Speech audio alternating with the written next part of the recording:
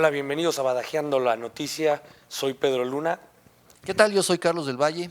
Hola, mi estimado Carlos. Vamos a comenzar a badajear la noticia, ¿no? ¿Qué te parece si comenzamos un poco con...? ¿Y por qué estás tan enojado? No, no estoy enojado. Tienes voz como... No, lo que pasa es que sigo afónico. Ah. No, un poco afónico Yo- nada más. Yo creí que estabas como enojado. Bueno, un poco ¿Sí? molesto, sí, tal vez. ¿Por qué? ¿Qué te molesta? Pues, todo el populismo y todas las cosas ya me tienen cansado. No, hombre, pero pues tómatela con más humor porque si no, no vas a tener un buen fin.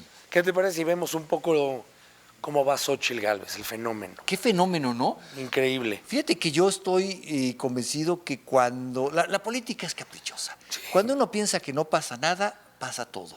Dio un giro total. Un giro inesperado. total. Nadie contaba a Xóchitl Gálvez como posible candidato del Frente Unido, ¿no? Del Frente No, Opositor. bueno, no, ni siquiera para la jefatura de la ciudad. Ella andaba coqueteando con la jefatura, Pero no la tenía segura. No, Y ahora casi tiene segura la candidatura presidencial. ¿Y sabes por qué? Porque el fenómeno de la política es inexplicable. O tal vez tú tengas una explicación, pero la verdad es que ¿cómo entender que alguien de repente pueda tener ese arraigo, de repente pueda jalar esas simpatías? Y hoy Bueno, rebasó por la izquierda a Santiago. A todos. A todos. Hoy es Xóchitl. Todos los políticos se pasaron el sexenio buscándole la cuadratura al círculo. ¿Quién? Para ver cómo poder enfrentar a Andrés Manuel. No sé si a ti te pasó. En cada reunión familiar, en cada reunión con los amigos, todos decían, a ver, Carlos, tú que andas viendo cómo anda la política, ¿dónde está la oposición? ¿Dónde están los candidatos? Ya que levanten la cara, que hagan algo, ¿dónde está el candidato? No, yo siempre te lo dije a ti varias veces, yo no veía competencia para el 2024 y las cosas están cambiando en estas semanas. ¿Estás de acuerdo, Pedro? En esta ocasión sí, estoy de acuerdo que ha sido un vuelco. Ha sido un vuelco. Hace, ¿qué te digo? ¿Mes y medio? Nadie decía, no hay forma de competirles por la presidencia. Pero además, aquí lo dijimos. No, lo dijimos aquí, pero además hay una conjunción de sucesos. Es el fenómeno de Xóchitl Gálvez, impulsada por Andrés Manuel. Claro. Y por otra parte, lo desangelado de todas las campañas de sus corcholatas. Bueno, es que no hay una que logre levantar. Que entusiasme, que digas, bueno. Y además, los escándalos que salen entre ellos se atacan, la guerra sucia que traen, es impresionante. Es increíble que quien más me gusta seguir su campaña es este amigo del PT, Fernández Noroña, porque pues es tan ridículo que da risa, ¿no? Pero por lo menos tiene algo, por lo menos causa risa. Hace algo. Lo oyes tan ridículo y dices, bueno, por lo menos me da risa. Sí, saca sus puntadas, te entretienes un rato, pero... ¿No es un hombre tonto? No, es una persona muy culta. Muy culta. Muy.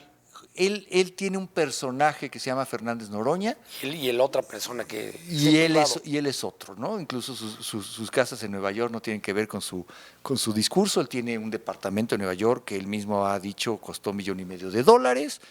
Que bueno, para alguien que dijo que estuvo sin chamba 4 años, ¿no? Pues y aquí vive en un lugar muy modesto en el centro. Sí, pero bueno, está bien. Es parte de la construcción del personaje. Es una construcción de personaje. Y hay un personaje emergente que se llama Xóchitl, que sale, que no tiene miedo de decir groserías en una conferencia de prensa, en una declaración. Dice, pues yo hablo así hablamos los mexicanos, no digo groserías. Ha conectado muy bien con la gente. Ha conectado muy bien. Incluso cuando o sea, me recuerda mucho el fenómeno Vicente Fox. Muchísimo. Ese Fox que salió con sus víboras tepocatas y víboras prietas y alimañas y las voy a pisar con mis botas. ¿Te acuerdas? Sí, que rompiendo la formalidad de la política y conectó. Así. Y ahora lo hace ella. Ahora lo hace ella. Creo que hay un candidato de oposición en Xóchitl Gálvez que va a dar la batalla, que tiene muchas posibilidades de ganar. Y que además Andrés Manuel pareciera es su jefe que de campaña, está perdiendo, no sé, porque es una persona muy astuta en cuestiones políticas y electorales. Y no entiende que el ataque diario a ella la está posicionando más que nadie. Mejor, no necesita campaña, él se le está haciendo. No, y sin duda, incluso hay cosas que son épicas cuando el presidente López Obrador sale diciendo, a ver, reto a que le hagan una auditoría a los contratos en el gobierno a la empresa de Xóchitl Gálvez, inmediatamente sale Xochitl Gálvez a decir, sí, hagan todas las auditorías que quieran. Es más, mi empresa es tan buena y transparente que usted me contrató en Banobras, en y en Conagua y en el aeropuerto Felipe Ángeles, ¿no? No tengo problema en Sí, decirlo. no tengo nada que esconder. Pero hay cosas que van a ir saliendo a la superficie, querido Pedro, que van a cambiar el tono de las campañas. Hoy estamos en una pre-campaña, una campaña que dicen que no es campaña, de candidatos que Muy dicen que no adelantada. son, muy adelantada. Pero hay cosas que van a salir y que va a haber que tomarlas seriamente de parte de los precandidatos o en su momento los candidatos ya formales. Uno de esos temas es el tema de la seguridad. Uno de los grandes faltas en este gobierno, como en los otros, hay que decirlo para que luego no digan que nomás vemos los errores de la cuarta T. El problema de seguridad viene de mucho tiempo atrás. Yo tengo la sensación, no sé si la compartas, Pedro, de que Peña Nieto decidió voltear a otro lado y decir aquí no pasa nada, y dejó pasar, y ese es el problema que tenemos ahora. Creo que Calderón hizo un intento por combatirlo, un intento del todo no estructurado que generó ciertamente un problema incontrolable, pero hizo algo o intentó hacer algo, no lo sé, ya tendremos te prometo, ¿no? Te propongo, hagamos un badajeando en el que hablemos de los gobiernos anteriores y Sí, su claro. legado, para que tampoco sea solamente un tema Pero a ver, actual. mira, yo ahí sí creo que este fenómeno de inseguridad que se vive en México viene de una descomposición entre toda una estructura que había, que es entre el crimen organizado y los gobiernos, que se empezó a romper no con Felipe Calderón, ni con Enrique Peña Nieto, ni con Andrés Manuel, sino desde 1980, en los 80 empezó esa descomposición, pero sí hay un incremento muy importante en desapariciones y en homicidios en los últimos sexenios. O sea, pasamos de 81 desapariciones con Carlos Salinas de Gortari, con Ernesto Zedillo hubo 167, con Vicente Fox 811. A ver, para.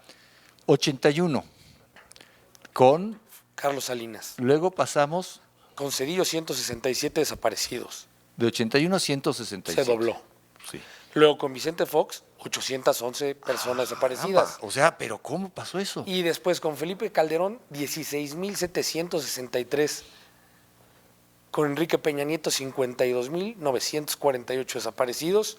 Y ya en el sexenio de Andrés Manuel, en lo que va, van más de 42.000 desaparecidos. 42,000. Esos son los desaparecidos, más los homicidios. Sí, esos son gente que ahí iremos encontrando en fosas clandestinas, esa es la dura realidad. Sí, y como sí, dice el dicho, pues estábamos peor cuando estábamos mejor, ¿no? Estábamos mejor cuando estábamos peor. ¿Cómo es? ¿Cómo es posible que, 54,000? 54.000, o 52.000 con Enrique Peña Nieto y ahorita 42.000. Va la cuenta. No me digas eso. Y Ahora, en homicidios, a ver. en homicidios vamos a ver, estábamos con Carlos Salinas con 76.700 homicidios, con Ernesto Zedillo 90.600, con Vicente Fox 60.280, disminuyó. De Zedillo a Vicente Fox disminuyó. Después con Felipe Calderón pasamos de los 60.000, se dobla a 120.000. Con Enrique Peña Nieto 156.066 muertos. ¿Y hoy la cuenta? Y hoy va en 156.136, ya lo superó. Y lo que le falta. Y lo que le falta. Lo que sume.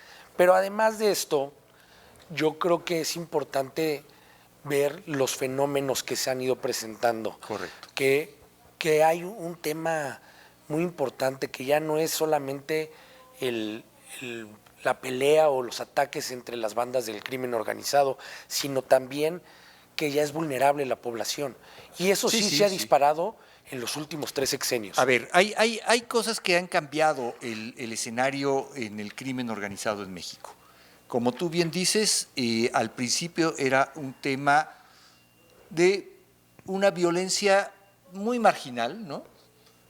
Pero esto se fue incrementando. ¿Te parece que después del corte platiquemos cómo ha cambiado Sí, yo tengo una serie de puntos que considero son los que han influido.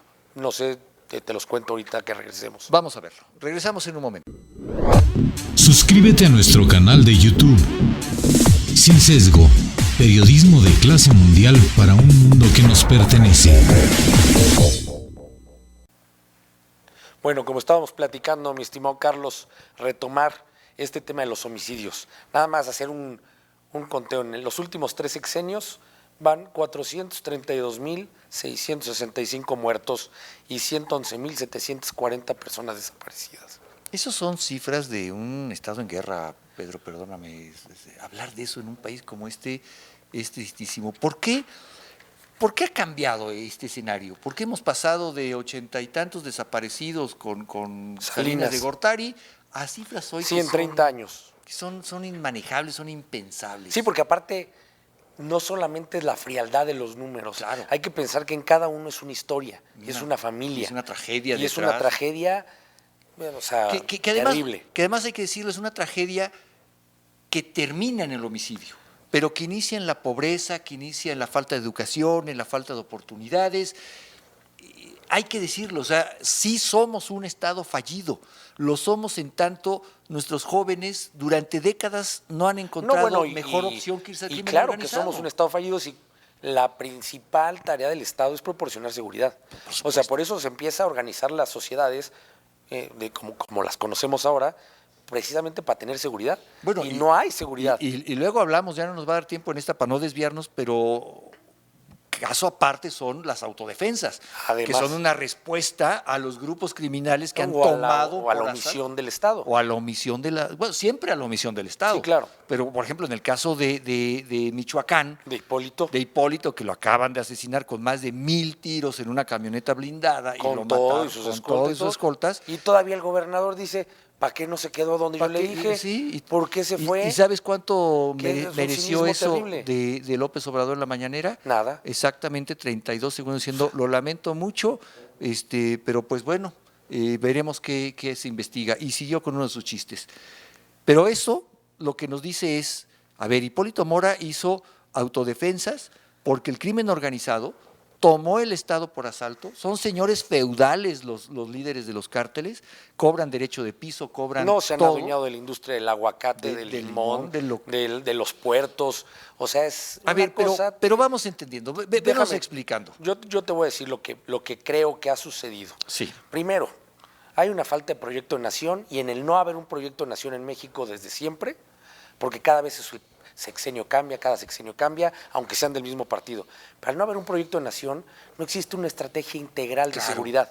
Entonces no puede haber una estrategia para combatir la inseguridad. Bueno, a ver, pero, ok, estoy de acuerdo contigo, no hay un proyecto de nación en materia de seguridad, como en materia de educación, como en materia de seguridad pública, o sea, de salud pública, ¿no? Un día decimos que el INSABI, otro decimos que el Seguro Popular, otro día decimos que el IMSS no sé cuánto, estamos a la deriva en absolutamente todo. Pero, a ver si estás de acuerdo conmigo, Pedro, en materia de seguridad especialmente, hay un fenómeno pernicioso. Una cosa es que tú digas, a ver, la educación la vamos a cambiar porque los tecnócratas, en el caso de seguridad, y lo dejo ahí, tú lo retomarás cuando lo consideres, hay un tema de contubernio. Las autoridades, o sea, las elecciones hoy se ganan con dinero del narcotráfico. Pero no es hoy, es que ese es el tema, ese es el siguiente punto, justamente. Entonces no me adelanto. El narcotráfico y la política se dice, ya se penetró, ya penetró a las estructuras del gobierno. No es cierto, siempre crecieron juntas, no crecieron de forma paralela. Pero había una diferencia, Pedro. No, la diferencia es que existían organismos como la DFS, la Dirección Federal de Seguridad, que era un puente entre el poder político y además, que es el siguiente punto, es el cambio que hubo en el 2000.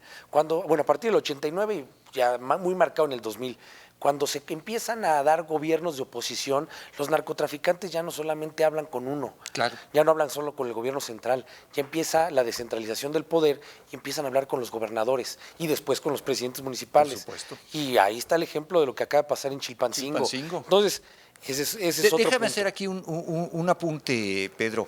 A ver, estoy completamente de acuerdo contigo, este contubernio, autoridad, crimen organizado, y fíjate qué interesante. Tú decías, ha crecido de manera simultánea el poder político y el narcotráfico. ¿Sabes qué pasa? Que ahora ya no es el narcotráfico, es el crimen organizado. Sí, bueno, es que porque ahora sus intereses han cambiado. Sí, es que evolucionó de solamente traficar drogas, Ahora- ahora cobra derecho de piso, secuestra, Sí, bueno, a ver. roban coches, Pero hacen todo tipo de crimen posible, lo controlan. Claro, pero eso es lo que cambia el equilibrio de las cosas. ¿A qué voy? Antes el narcotráfico, los grupos de narcotraficantes le pagaban al poder político fundamentalmente por voltear a otro lado, por dejarlos pasar, por dejarlos hacer. Ellos recibían dinero y yo como que no veo. Todos sabíamos que la Policía Federal de Caminos recibía órdenes de a esta hora ustedes volteando para otro lado porque pasan O los agarraban un cargamentos, ¿no? camión y dejaban pasar 10. ¿Cómo era, no? cosas así. Pero ¿qué pasa cuando los intereses del crimen organizado ya son lo que tú dices? Cobro de derecho de piso, cobro por tonelada de limón, cobro por todo. Además por la droga, pero por todo. ¿Se acuerda usted también esas escenas que vimos en Guanajuato de una célula del Cártel Jalisco Nueva Generación que secuestró y tenía arrodilladas y humilladas a sexoservidoras porque no habían pagado el derecho de piso?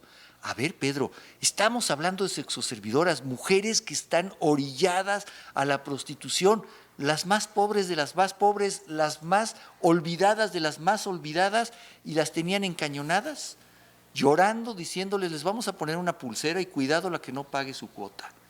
¿Qué sucede? Que cuando el crimen organizado necesita controlar absolutamente todos los aspectos de la vida pública, ya no pagan como antes al poder político por voltear a otro lado, pagan por ser parte del poder político. ¿Cuántas veces no hemos oído que en municipios como Iguala Guerrero, que fue muy sonado, y deben ser muchos más, el precio de financiar al poder político pasa por yo pongo al secretario de Seguridad Pública? Lo hemos oído 1000 veces, ¿eh? O sea, ya necesitan ser parte del poder político para garantizar sus fechorías. Sí, sin duda alguna. Y te digo, esta parte yo creo que el llegar a esto, otro de los puntos que nos llevaron a este lugar fue el cambio de las rutas del narcotráfico colombiano, que se dio en los 80s, que hace que se cierra todo el Golfo de México y la entrada por Florida, y entonces empiezan a transitar por México. Eso hace que los grupos del crimen organizado de México empiecen a tener otro nivel y otro poder. Claro. Y entonces, aparte de eso, se conjunta el gravísimo error que cometieron, el asesinato de Enrique Kiki Camarena. Sí. Eso cambió la historia, porque en ese entonces existía esta federación del narcotráfico encabezada por Miguel Ángel Félix Gallardo, Sí. en la que estaba el control de las plazas, con él como, se decía, el jefe de jefes. Pero además él lo que hacía era administrar el paso de la droga colombiana. Sí, claro que, ¿no? por supuesto, y además tenía muy bien controladas las plazas y evitaba los problemas. ¿Quién con quién? Porque además Sí. muchos eran familiares, Sí. y entonces se mantenía, digamos, una paz hacia la sociedad, y ellos entendían que lo que no convenía para el negocio era la guerra. Exacto. Y en cambio cometen el error gravísimo a matar a Enrique Kiki Camarena. En una entrevista, el director de la CIA llegó a decir, de la DEA, perdón, llegó a decir que si no hubieran cometido el asesinato, los negocios hubieran seguido como antes. Claro. Nada hubiera pasado. Pero eso vino a reconfigurar todo el mapa del crimen organizado en México, y vino a tener un impacto que hoy estamos pagando y hoy estamos viviendo. Fíjate qué importante lo que nos platicas, Pedro. Antes de la muerte de Camarena, este agente de la DEA, el negocio del trasiego de drogas del crimen organizado en México se trataba de pasar desapercibido. Sí. Hoy es todo lo contrario. Hoy vemos estos videos. Ellos publican sus videos con su armamento, con su poder de fuerza. Lo que acabamos de ver en Chilpancingo fue una demostración de fuerza del crimen organizado. Ya no quieren pasar desapercibidos, quieren que sepamos que son ¿Quiénes a son? veces más fuertes que la autoridad. Del Estado. Claro. Que es lo que también le llegó a suceder a Colombia en algún momento Por con Pablo supuesto, Escobar. por A ellos supuesto. trataban de mostrar que era el poder. Déjame rápidamente te digo, otra cosa que influyó fue justamente después de esto la fragmentación del grupo, que era una gran federación. Empiezan a dividirse en diversos cárteles y empiezan las guerras. Y las células, y cuántas veces escuchamos Y que los Zetas, y ahora los Zetas son un cártel, ¿cómo? Y no después eran? desaparece la DFS, que es la que mantenía el control. Después tenemos la descentralización del poder, a partir de 1989, cuando empiezan a haber gobiernos de oposición, que es lo que te digo, empiezan a hablar con otras autoridades, ya no está Ya no hay una centralizado, cabeza. ya no hay una cabeza, pierden control. Y entonces también se va empoderando el crimen organizado y finalmente se va atomizando. Se van atomizando estas bandas porque cortan una cabeza en esta estrategia que es vamos por el capo, pero salen otras. Claro. Y entonces de un grupo salen 10. Claro. Y otro fenómeno que creo que sí ha sido muy importante y que no se toma tanto en cuenta o se ha tratado de esconder es los actos de terrorismo por parte de estos grupos del crimen organizado. Cada vez lo vemos más. Que cada vez se ve Michoacán más. ya ponen bombas, ¿no? Lo acabamos de vivir en Celaya. Celaya, sí. Lo vivimos en Michoacán. Pero no hay que olvidar lo que pasó en el sexenio de Felipe Calderón cuando fueron y quemaron un casino. Claro. Lleno de gente inocente. Claro. Lo que pasó también en Michoacán, en Morelia, con las granadas. Una granada el 16 de septiembre. 15 de septiembre. Entonces, estos cambios que ha habido en la inseguridad, en el crimen organizado, han hecho que el fenómeno sea mucho más complejo. Y no hay una estrategia. ¿Qué pasa? Vemos que Felipe Calderón sale y defiende y dice, sí, yo hice y yo sí quise atacar, contrario a lo que pasa con este gobierno. Pero a ver, también hay que preguntarle a Felipe Calderón, ¿y a quién le hacías caso? Sí, ¿Quién era tu secretario de seguridad? Claro. Te lo advirtieron, se lo advirtieron Todo mundo. muchísimos generales, y está documentado en varios libros, y está documentado en documentos oficiales de Querido inteligencia Pedro, ya militar. también nos han advertido que se nos acabó el tiempo, pero aunque se nos acabe el tiempo, en un minuto, Pedro, para volver al inicio, cuando las campañas se pongan de verdad serias, cuando dejemos de hablar de las corcholatas y las taparroscas, cuando se acabe el oropel, Sí, cuando empiece. cuando ¿verdad? empiece de verdad y los candidatos tengan, o candidatas pues, ¿no?, tengan que hablar de soluciones, tendrán necesariamente que darnos una solución a esto. ¿Tú crees que esto en el corto plazo sea posible?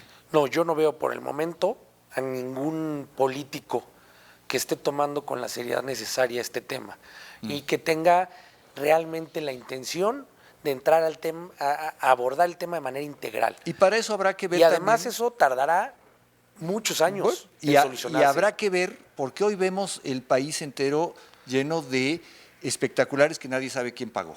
Hay Sí, que bueno, ver de dónde viene vienen? el dinero Porque de las por todas campañas. partes están, ¿eh? Ya me están poniendo una cara de que nos vamos, mi Ok. querido Pedro, nos hemos Continuamos extendido en la hoy, que sigue. pero es que nos da mucho gusto platicar contigo y con Igual, todos ustedes, badajeando la noticia. Gracias por estar con nosotros. Muchas gracias. Nos vemos en el siguiente.